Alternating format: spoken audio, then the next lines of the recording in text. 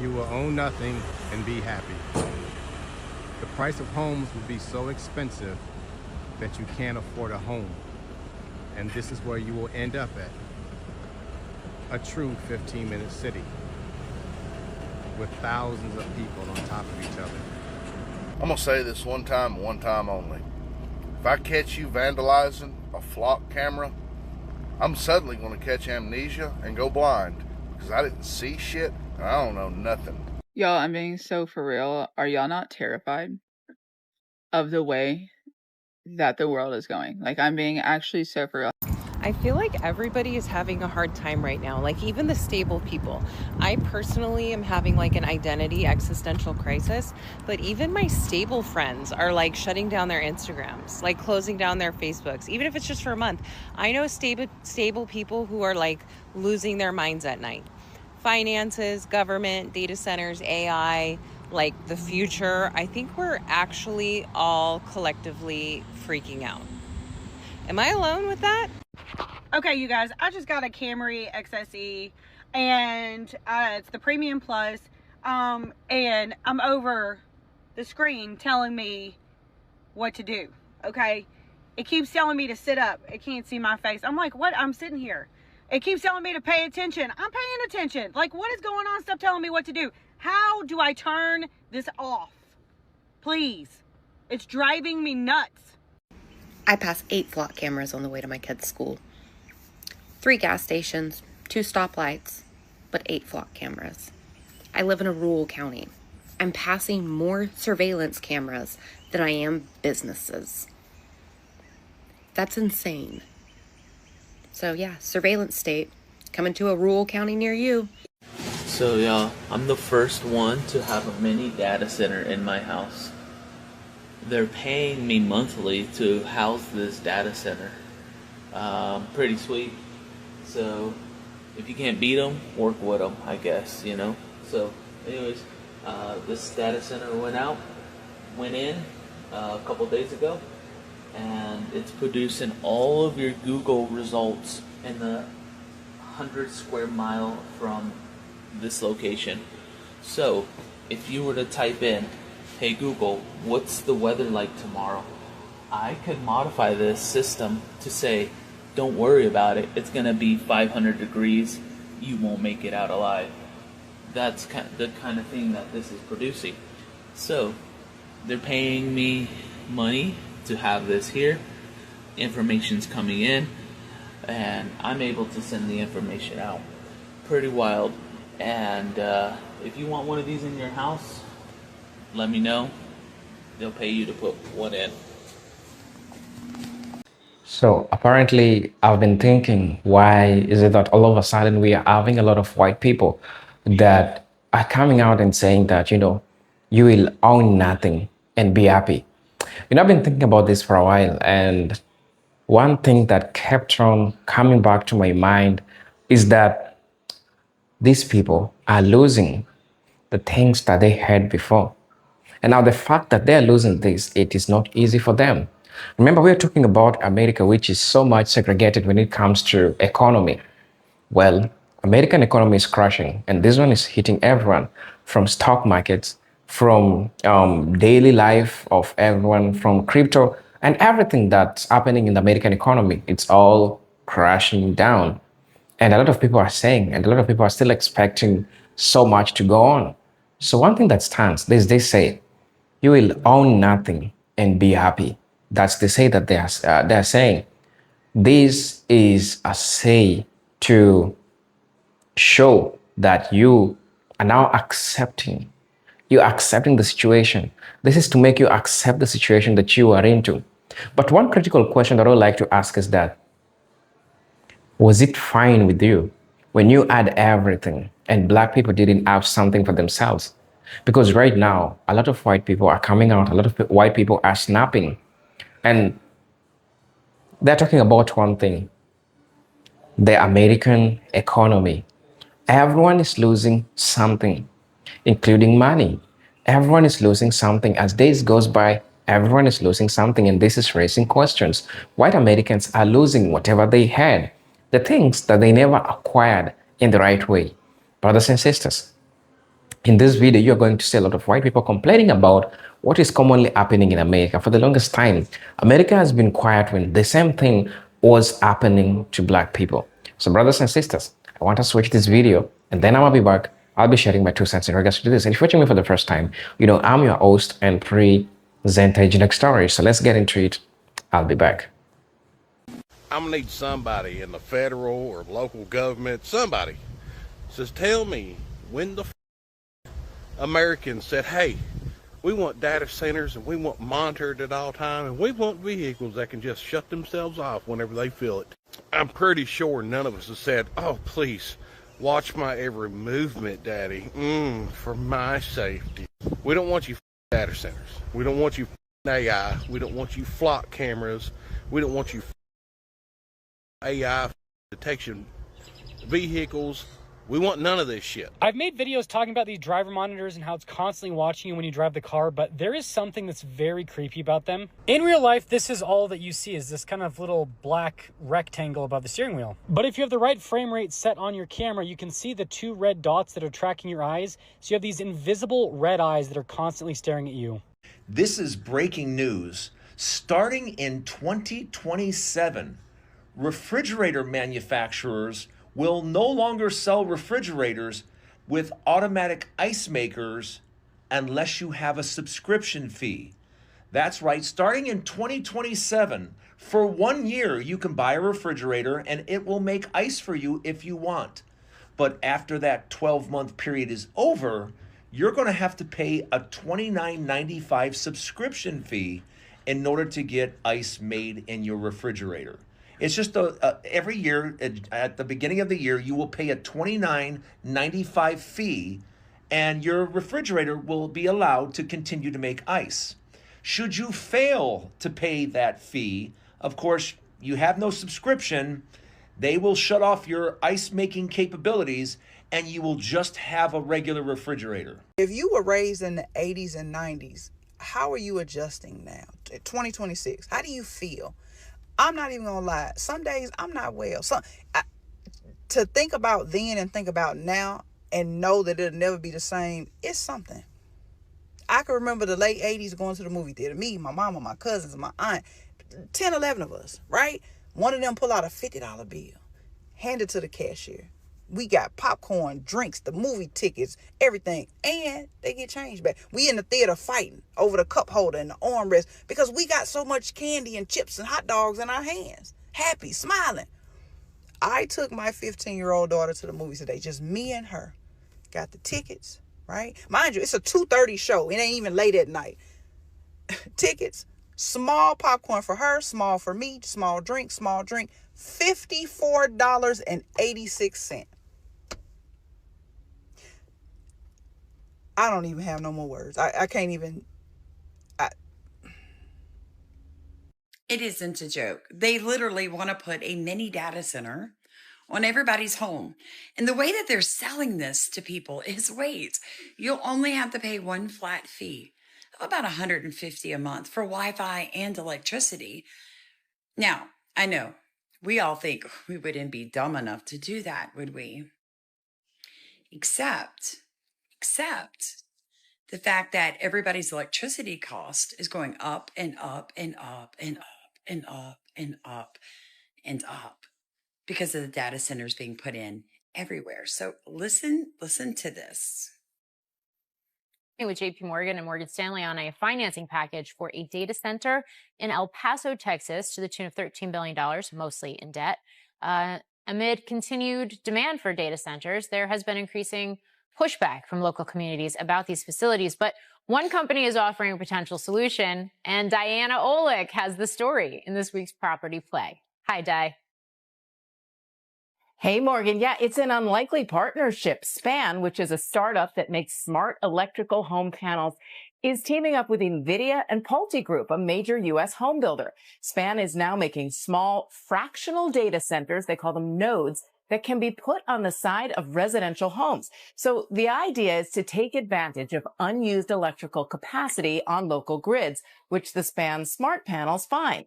Now, a network of these nodes talking to each other across the country is the equivalent of a mid-sized traditional data center. So these could actually negate the need to build as many of those huge data centers. Hyperscalers and AI cloud providers just tap into the node network like a regular data center. Now, SPAN collaborated with NVIDIA using its technology in the system. SPAN claims it can install 8,000 of these units about 6 times faster and at 5 times lower cost than the construction of a typical centralized 100 megawatt data center of the same size. Now, Pulte Homes is in on the early testing phase, looking at the capabilities and economics of these nodes, which have already been deployed in a handful of communities. Okay, so why would a homeowner want this? So well, we pivot because left they would and just they have to pay pivot right. one flat We fee don't for want electricity huge data and centers Wi-Fi, sucking up which the fresh SPAN water, said would be roughly about polluting the $150 air, total. So a right? lot We don't less want than that. probably your usual So bill. Now, this for is much their more on this story and the way latest around it. Property Play podcast with the CEO of a company looking to... Hey, so did you guys notice that literally nobody cares about anything anymore? Like, actually, like, nobody cares. Apparently, they came out on the news and they said that the aliens are here, they're among us. So I don't know what. I don't follow the news. Just somebody came on this app and said, "Hey, did you guys know that the news said that there's aliens and blah blah blah, I don't know what." And nobody cares.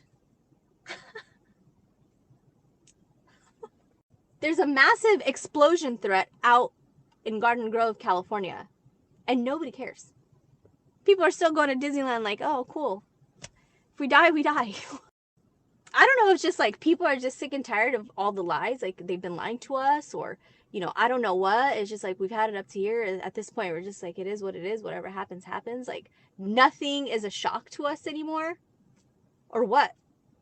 Like aliens can come to our front door and we'll just open the door and be like, "Oh, hey, what's up?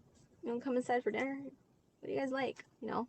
Meow, meow, meow. I want to ask you something. It's kind of strange. See, I'm at Home Depot right now, right? This is Home Depot. It's Home Depot.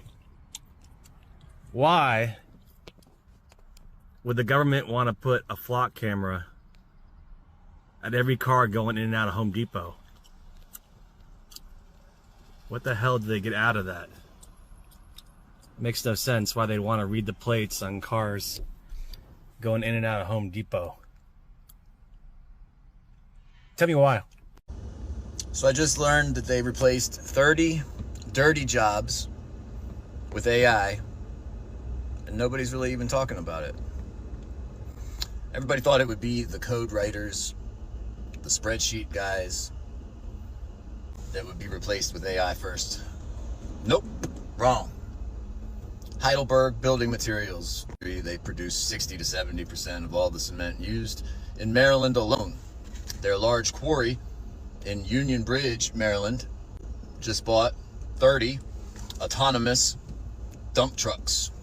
Those are quarry trucks, completely autonomous. They're gonna drive, dump, load, unload, everything, completely AI controlled. So option A is a driver, $70,000 to $80,000 a year, CDL, benefits package, supports a family, has needs, is a human. Or AI truck, none of the above, doesn't even ask for a break. That money goes straight up to the CEOs, the boardroom, never comes back in the form of a job or raises. Pay attention, y'all. This is pretty big. This is what Walmart's new AI system says when you call to ask for help. This call and your voice may be recorded for quality or other business purposes, including fraud prevention. Your call and your voice will be recorded for quality or other business purposes, including fraud prevention. I like how they put that at the end to kind of make your brain feel like it's a safe thing. It's not, because I looked into what other business purposes could be, and it is not limited to AI training, voice cloning data sets, emotion tracking, behavioral analysis, customer profiling, speech recognition systems. What ethically could you use that for?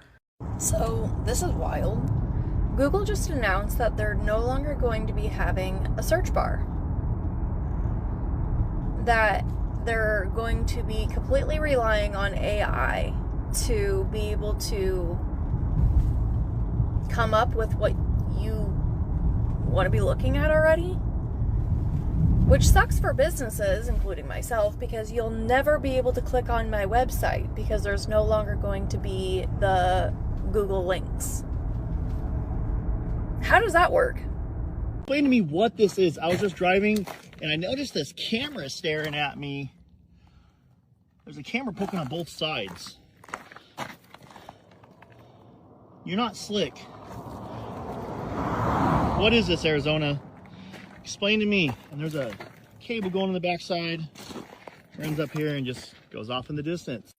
This camera is kind of out of the way, so it makes it easier to try to reverse engineer if any signals are coming from it. This is the Bluetooth that is in our environment currently. This is the Wi-Fi.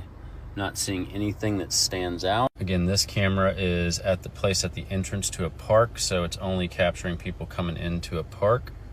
It appears to be one of the newer modules, or models. A lot of stuff on the back of the solar panel, so just seeing if we can detect any signal coming from it. Again, nothing that's standing out. Here's all the Bluetooth, Wi-Fi. We're using a stock Raspberry Pi and a Sophia Android node to monitor it. Again, nothing obvious coming off of it.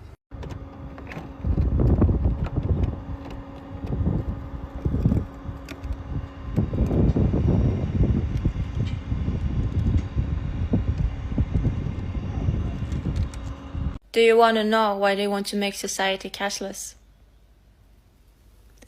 If you do something they don't like, they can freeze your card and you won't be able to buy anything. Hey, so everyone has lost their mind. Apartment hunting, housing market, renting, whatever it is, you've absolutely lost your mind. So as I sit here apartment hunting here in Los Angeles, would you believe that I came across this place, $2,500 a month, okay, 1 bedroom, no utilities included, you have to pay for your parking, bare bones, 3 times the rent, $650 minimum credit, okay? I scroll down to the bottom and I see that in order for you to access your unit that you are paying $2,500 for, okay, you must subscribe to a monthly membership to use your key fob. If you don't, you will not be able to access your unit that you pay $2,500 for. What are we doing? I know why people are burning down warehouses, and I know why people are running up on CEOs and sending them back to their maker. People are tired, and it is only going to get worse. This is quite literally something that the average American will not just work their way out of. They will not skip a latte out of. Do you understand what I'm saying to you? What are we doing? Nobody was excited about Memorial Day, and nobody is excited about the 4th of July. It's the 250th anniversary of this country existing via the Declaration of Independence. Like, does nobody else notice the lack of excitement, the lack of anticipation, the lack of care? We're in a bad place, people. You feel it. I feel it. Everyone feels it. And the people that are just wealthy enough to not feel it have even started to understand that they're about to start feeling it. We've hit the point of no return, you know? And it's one of those things like, I'm very encouraged by the amount of people that say they want to do something and organize and all those things. And I really hope you do. But like, I think most people have kind of just devolved to the place of, I'm just going to sit back and see what happens from this point on, you know? And that's a depressing place to be, you know, as a people. But I feel like that's where we all are. Like, let's just sit back and relax and see where the log flume takes us. I don't know, man. It's gotten things have gotten so impossibly difficult. It really shouldn't be this way. I swear every millennial in 2026 is just totally ready to pull a complete 180 because we basically grew up in an era where we watched innovation make life genuinely better every single year. Like think when cell phones first came out, or iPods, digital cameras, smartphones, when there was literally an app for everything. Like we were so incredibly pumped. And then it just turned. Everything became a subscription. Social media became an algorithm. A sandwich costs $20 for whatever reason, and you can't go 24 hours without some sort of once-in-a-lifetime event coming directly to your phone, which is now, by the way, a 7-inch supercomputer that was designed to command our attention 24/7. Like where I'm getting at, we were sold on the idea that technology was going to bring convenience and make things more affordable, and it just snowballed into whatever era we are currently living in today. And now almost every millennial I know would basically gladly trade all of it for a job as a park ranger who only needs a flip phone, who lives out west in like a tiny town with this cute little diner on the corner where the waitress knows their order.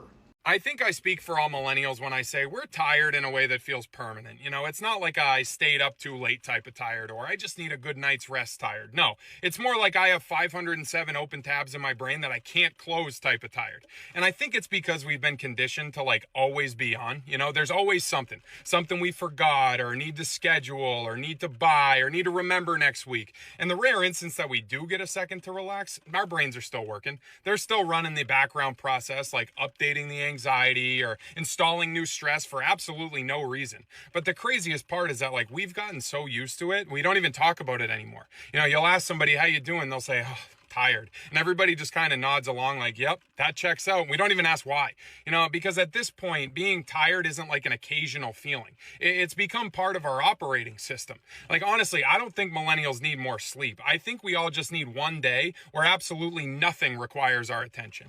Now, I'm no theorist, but don't you think it's a little bit strange at the same time that they announce 2027 new vehicles are going to be scanning your eyeballs off with AI, and there's going to be sensors in the steering wheel, and you got to put both your hands on the wheel at the same time. This is already happening in the UK, otherwise your car will shut off. Don't you think it's a little bit strange that while that's happening, a spontaneous oil shortage is happening, which is making them add more ethanol, or this is the excuse to add more ethanol to the gas, which is horrible for old engines. And then all these junkyards are burning up. Have you not heard? There's been like a bunch of big, giant junkyards that have caught on fire randomly. So all the parts, all the old parts for the old cars burning up. The new gas could significantly shorten the lifespan of the old vehicles that are on the road. So all the people who said, you know, I'm just going to keep driving my 1990, whatever, like, I agree, that's cool, but you're going to have to figure out how to get ethanol out of the freaking gas. Otherwise, it's going to prematurely gimp your engine. Furthermore, at the same time that all that is happening, people think you're going to be able to just like jailbreak your car and turn off all that AI crap, not knowing a lot has changed in the last few years for the automotive industry. If you alter something in your computer system of these new vehicles, it immediately sends a tampering notice to like the cloud of the manufacturer of your vehicle and can either stop your insurance or disable the car if you've affected it in a certain type of way. Look it up, dude. They've passed all these laws. So the walls are closing in on, I guess, controlling our modes of transport. Eventually, I think they all want us in a smart bus anyway, hooked up to the AI railroad. I mean, really, this is what's coming around the corner. So why aren't I scared? Because that's a bit of a scary thought, right? Being ruled by AI, all the old cars are gone. We're in universal basic income. It's a total shitstorm.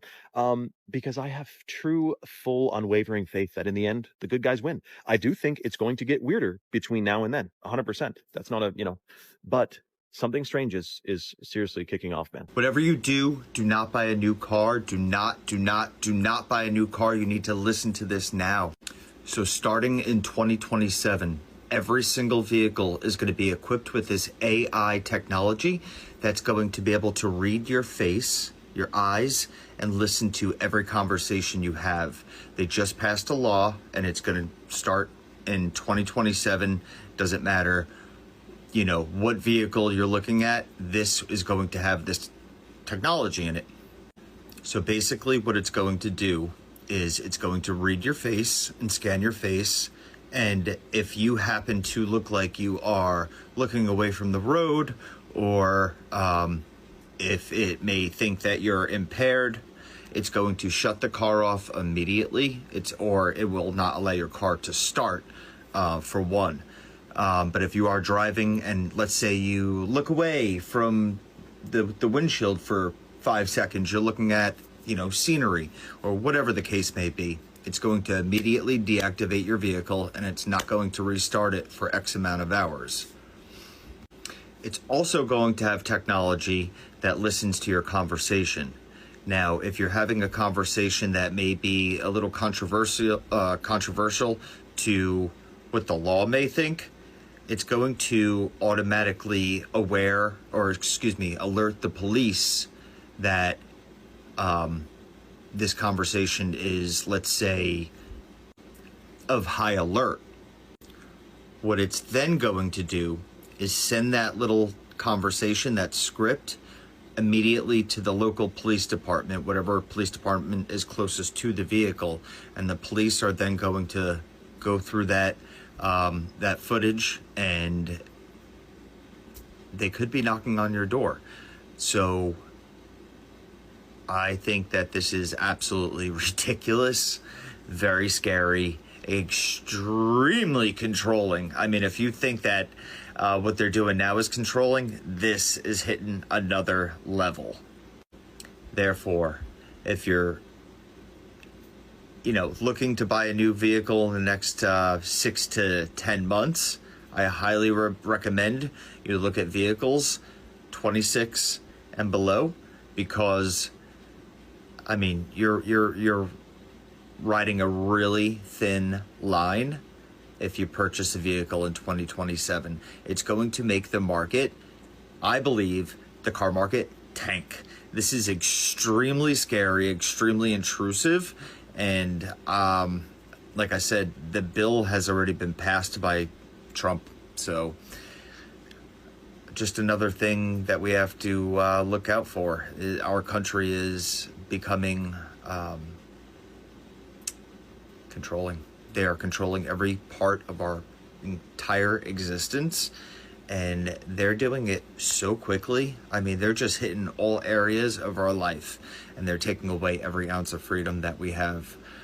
Chime in, let me know your thoughts on this. Flock cameras are not just crime deterrents. They are watching you, they are logging you, even if you do not commit a crime.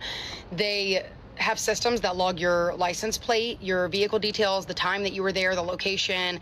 They can catalog your make, model, color, bumper stickers, roof racks, even visible damage to your vehicle down to scratches and dents. And then they store that data in searchable databases used by police and other three-letter agencies across the country. That is not just crime prevention. That is mass surveillance being marketed to us as safety. Well, don't do crime and you'll be okay. You are thinking way too small. You are quite literally still inside of the box. You trust the government with a permanent surveillance network? Freedom means being left alone by the state unless you have actually done something, not being tracked just in case. And something that absolutely baffles me is the fact that the CEO of Flock Safety has already compared people exposing the camera locations and criticizing these systems to terrorists and Antifa. That should alarm everyone. That is how civil liberties get eroded. First by labeling dissent as dangerous, then by expanding surveillance in the name of security, right? And before I show you what a flock looks like, let's talk about my own city. If these cameras are just harmless crime deterrents, why is Louisville, Kentucky fighting so hard to keep their location secret? Louisville has deployed over 200 plus city-owned flock cameras, and police also have access to hundreds more shared cameras from businesses, HOAs, universities, other entities across Jefferson County. Around 600 cameras total that the government can tap into. Metro officials and LMPD have refused to publicly disclose exact camera locations. Earlier this month, Louisville Metro Council voted down a proposal that would have required the city to publish these locations online. They love to say, if you're not doing anything wrong, then you shouldn't care. Okay, uno reverse. If you're not doing anything wrong, why do you care that we want to know where they are? Why are you hiding the cameras? I live in the West End, so I'm actually going to walk you to the flock closest to my neighborhood so that you can see what mass surveillance looks like right here at home. Okay, so this is a flock camera at the corner of Dixie Highway and Dumenil Street in Louisville. Most people drive past this and never think twice, and that's the point. Surveillance works best when it feels normal and when it feels invisible. We're told not to worry about facial recognition or expanded tracking, but we have no proof that they won't do that or that they haven't already. The issue isn't just what they claim that the cameras do today, it's what these systems can become once the infrastructure is already everywhere. Flock cameras reduce crime, police reduce crime. You know what else guarantees reduced crime? Paying people enough to survive instead of poverty wages. Housing and rent prices that don't keep people paycheck to paycheck. Healthcare that people can actually afford. Education that creates opportunity for young adults, treatment for addiction and mental health, the kind of stability that keeps people from desperation in the first place. They would rather monitor poverty than end it. Oh, well, there's no expectation of privacy in public. Being seen in public is not the same as having your movements logged, stored, analyzed, retraced, all to be sold to a private surveillance network. We recognize that persistent tracking can become harassment or stalking when individuals do it. So why is mass automated tracking suddenly acceptable when these corporations and the government does it? It's weird. I've seen a few posts about this and I wanted to comment on it because I have a personal experience with it. It isn't something that's happening in the future, it's something that's happening now. I rented a car in Europe, and as the woman handed me the car keys, she said, this is a brand new car. And she was like super excited about it. She was like, it's 2026. It's a brand new car. And I was like, awesome. No one's had a chance to like fart or smoke in it. This will be great. And I'd driven it for a day or two, and I was getting on a highway. It was a 6-lane highway.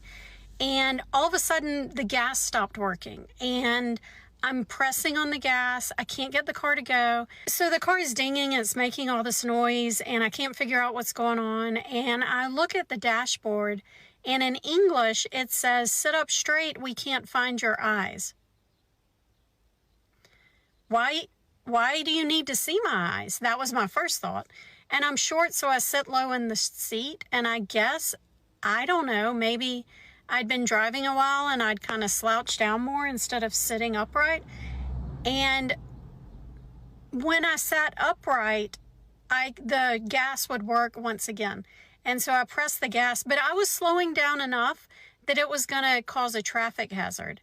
And the thing is, it knew I wasn't asleep because I was pressing on the gas. So it knew I was awake. It just wanted to see my eyes. So once I sat upright and leaned forward, I guess it did facial recognition.